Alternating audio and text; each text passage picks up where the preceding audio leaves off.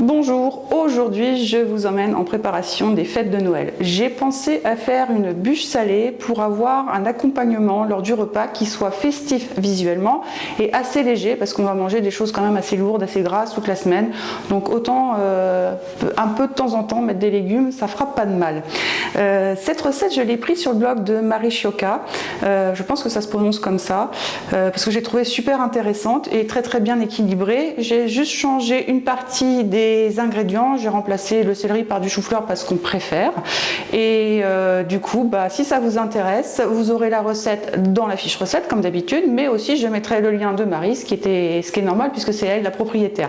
En attendant, je vous invite à me suivre en cuisine et ça se passe maintenant sur Totalement Food.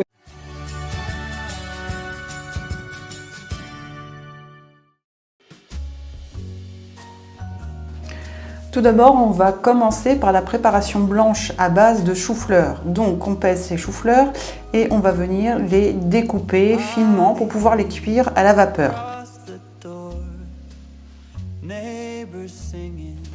Ensuite, on s'attaque au comté et on le râpe et on le met de côté avec le chou-fleur cuit. Puis c'est le tour du potimarron dont on aura enlevé toutes les graines, mais pour lequel on va garder la peau. On garde la peau parce que déjà c'est dur à éplucher et qu'en plus elle est comestible une fois qu'elle est cuite. En plus ça va donner de la mâche à votre terrine et je trouve que c'est intéressant que tout ne soit pas fondant, ne soit pas de type purée. Moi j'aime bien qu'il y ait un petit peu de mâche dans les aliments que je consomme.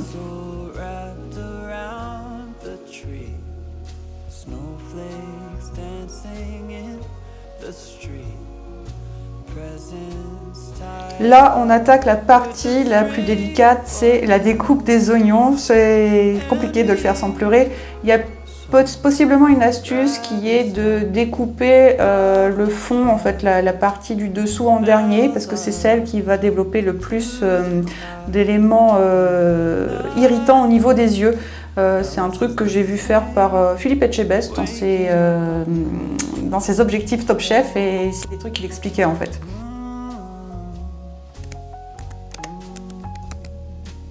On fait revenir ensuite ces oignons dans un peu d'huile, dans une grande poêle, jusqu'à ce qu'ils soient translucides. On n'oublie pas d'assaisonner. Puis on ajoute nos potimarrons découpés pour les faire rissoler gentiment à couvert afin qu'ils se compotent un petit peu, qu'ils deviennent tendres.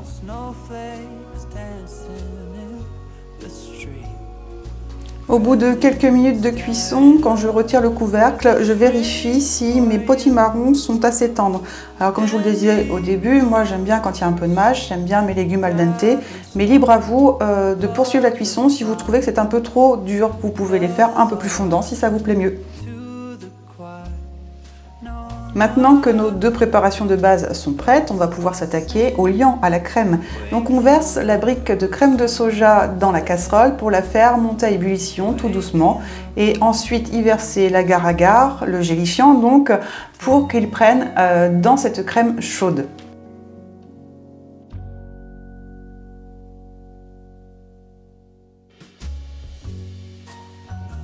La règle de base pour que l'agar-agar développe son pouvoir de gélification, il faut que le liquide soit maintenu à une petite ébullition pendant 1 minute. Donc c'est ce que je vais faire avec cette préparation, sans oublier bien entendu de l'assaisonner. Et là, vous allez pouvoir rajouter les épices qui vous font plaisir. Moi j'ai mis du cumin parce qu'on aime beaucoup cette épice et que ça s'accorde bien avec tout ce qui est potimarron, carottes, tous les légumes un peu orangés comme ça.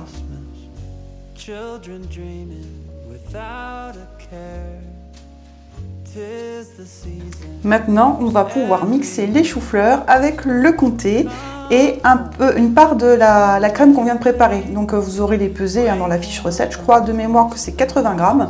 Il faut bien respecter les pesées parce que sinon, à la dégustation, vous aurez quelque chose qui n'est pas bien équilibré ou trop gélifié ou pas assez. Donc je vous conseille de vraiment garder les pesées qu'il y a dans la recette.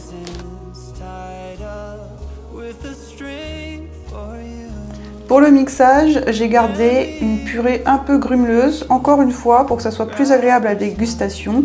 On n'est plus des bébés et on a besoin de mâcher avec nos petites dents, donc moi j'aime bien quand il y a un petit peu des morceaux dans ma purée.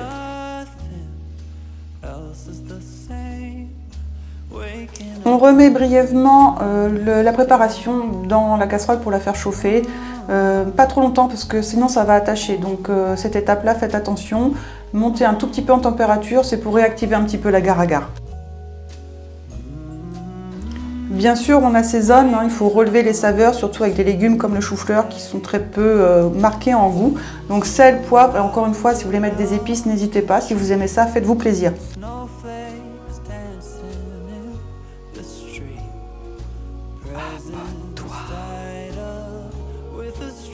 Bien entendu, vous aurez préparé votre moule à bûche en amont, c'est marqué dans la recette, en mettant dedans un papier, donc un film guitare tout simplement, ou un papier, vous savez, les films plastiques, que vous aurez huilé légèrement afin de recevoir la préparation. Ça favorisera un démoulage qui sera beaucoup plus facile une fois que la bûche sera refroidie. Donc une fois que c'est versé dans le moule, on va venir lisser et égaliser cette première préparation, la strate blanche, pour qu'elle soit à la même hauteur sur toute la longueur de la bûche. On remet en chauffe notre préparation de potimarron qui attendait sagement et on va pouvoir y verser la pesée de mélange agar-agar et crème de soja qu'on va bien mélanger avec cette préparation. On revérifie l'assaisonnement bien entendu, hein, si ça manque de sel, de poivre, tout ça, faut pas hésiter. Et on fait chauffer tout doucement comme pour le chou-fleur.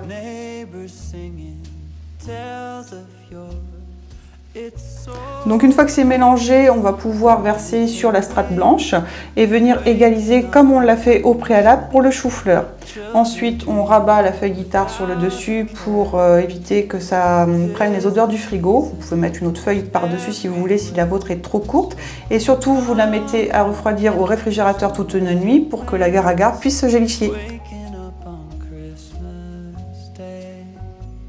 Le bonus vegan, on va préparer la terrine d'épinards. Donc au préalable, on prépare un moule, la forme que vous voulez. On met un film plastique qu'on va venir huiler de la même façon qu'on a fait pour la bûche. Et puis on va s'attaquer à la cuisson des épinards. Je vous avoue, j'ai beaucoup pleuré pour cette bûche avec tous les oignons que j'ai dû éplucher. Là, on est sur de l'oignon blanc ou jaune et on va venir les faire revenir pareil dans la grande poêle avec un peu d'huile jusqu'à ce qu'ils soient translucides. Ensuite, on verse les 400 g d'épinards qui ont été lavés au préalable et bien essorés.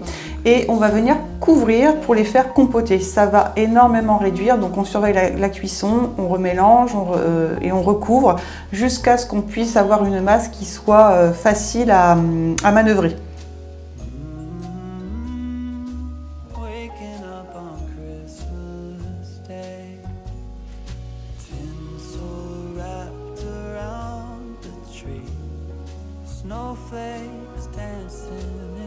Au bout d'un moment, quand les épinards sont bien tombés au fond de la poêle, on peut enlever le couvercle et laisser s'évaporer le jus de cuisson parce qu'en fait on veut des épinards qui n'aient pratiquement plus de jus végétal parce qu'on va rajouter de la crème qui va venir réhumidifier, donc il faut que ce soit bien évaporé.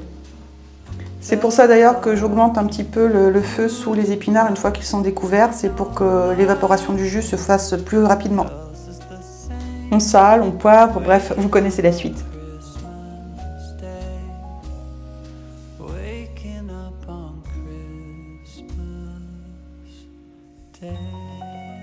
Ah oui, j'allais oublier de vous dire, il faut bien entendu presser l'ail sur vos épinards une fois qu'ils sont tombés dans le fond de la casserole, parce que sinon vous aurez moins de goût et ce serait dommage.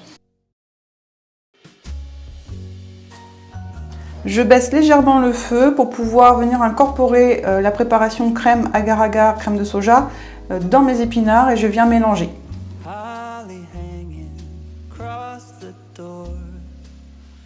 On n'oublie pas de goûter et on trouve ça vraiment méga bon. Tout pareil, on verse les épinards dans notre plat qui a été préparé avec un film alimentaire, puis on repositionne par-dessus un autre film pour pouvoir le placer au réfrigérateur toute la nuit afin que la terrine prenne grâce à l'agar-agar.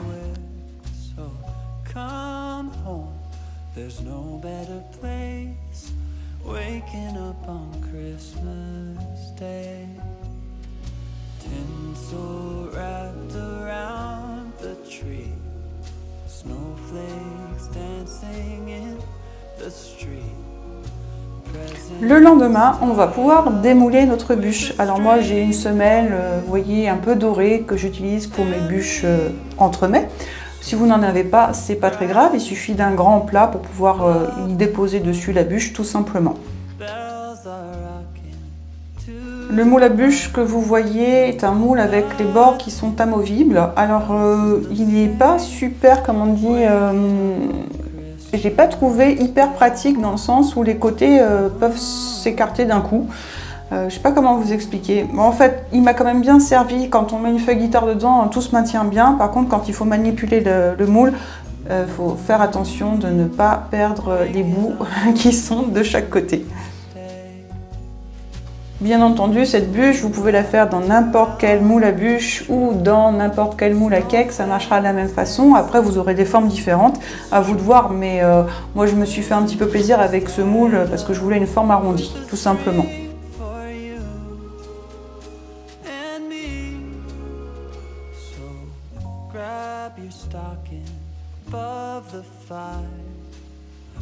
On passe à la déco, donc il me restait du potimarron et des choux-fleurs, je les ai utilisés bien entendu. Les potimarrons, je les ai fait rôtir sur une plaque dans mon four à 250 degrés pendant une vingtaine de minutes. Bien assaisonné avec, moi je mets du za'atar, vous pouvez mettre d'autres herbes de type origan, thym, etc. Et les petites fleurettes de chou-fleur, elles sont crues. Et vous voyez, je dispose avec minutie en essayant de faire quelque chose de joli. Vous pouvez faire d'autres décorations. Vous verrez sur le blog de Marichioka qu'elle fait des décorations qui sont vraiment top. J'ai rajouté aussi quelques graines de sarrasin torréfiées parce que j'adore ça. Ça plaît pas à tout le monde, mais nous on est fans. En tout cas, moi je suis fan, donc je me suis fait plaisir sur cette bûche. Vous voyez le rendu visuel en photo.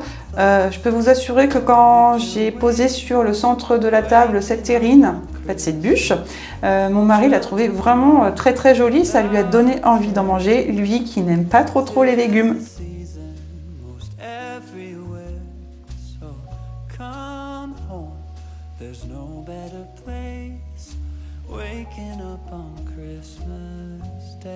Et voici le tour de la terrine végane aux épinards. Donc même principe, on démoule, c'est pas très compliqué.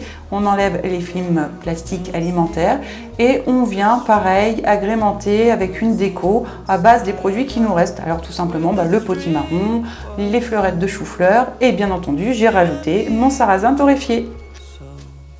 Là je vous montre la découpe de cette terrine, donc il se tient bien, on le voit. Elle est un peu plus friable parce qu'il y a beaucoup de fibres, mais par contre c'est vrai qu'elle a très bon goût et que vous allez pouvoir en servir de belles parts à vos invités.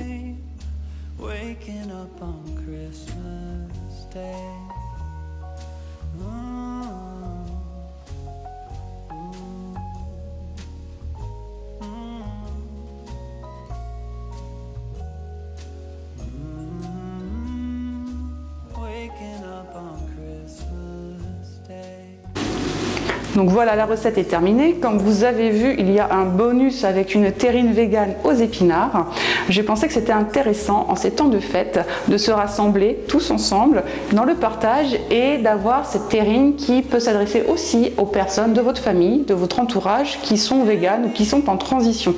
Donc c'est pour ça que je l'ai faite à part, mais c'est aussi parce que je n'avais plus assez de place dans mon moule comme vous avez pu le voir. En attendant, j'espère que la recette vous a plu, que vous allez la tester. N'hésitez pas à me laisser vos commentaires en barre d'informations, enfin en dessous de la barre d'informations, à liker, à partager, ça m'aide à produire un peu plus et ça m'encourage. Et je vous dis à bientôt sur Totalement Food.